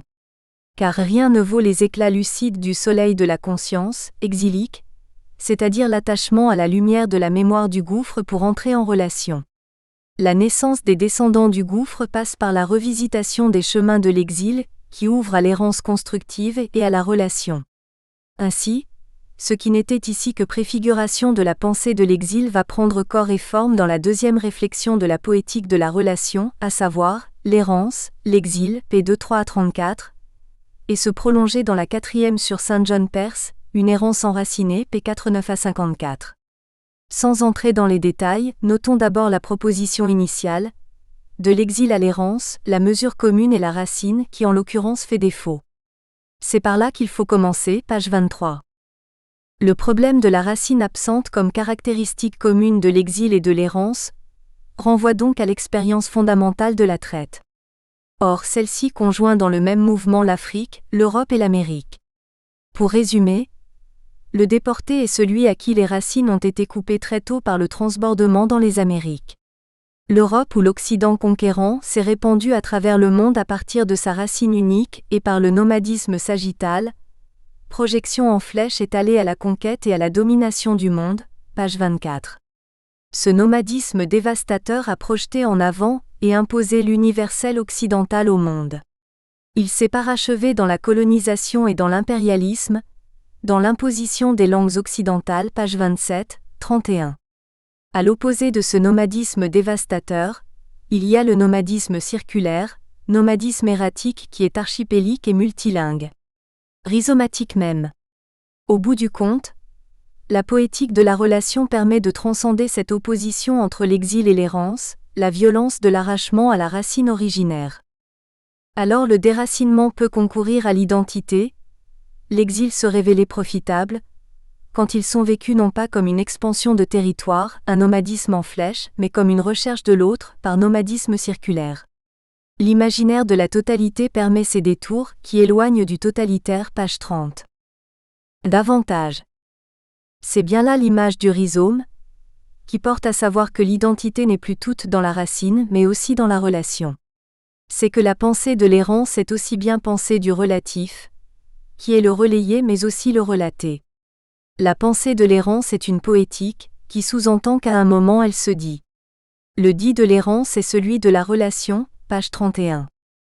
Bref, si l'exil peut effriter le sens de l'identité, la pensée de l'errance qui est pensée du relatif le renforce le plus souvent, page 32.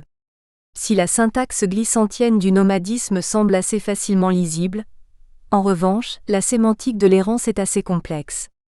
Elle oscille entre la pensée et la poétique de l'errance, qui aux yeux de Glissant, semble s'équivaloir d'une part, et l'idée que cette pensée poétique de l'errance excède l'effritement, l'érosion de la sémantique de l'identité liée à la notion d'exil.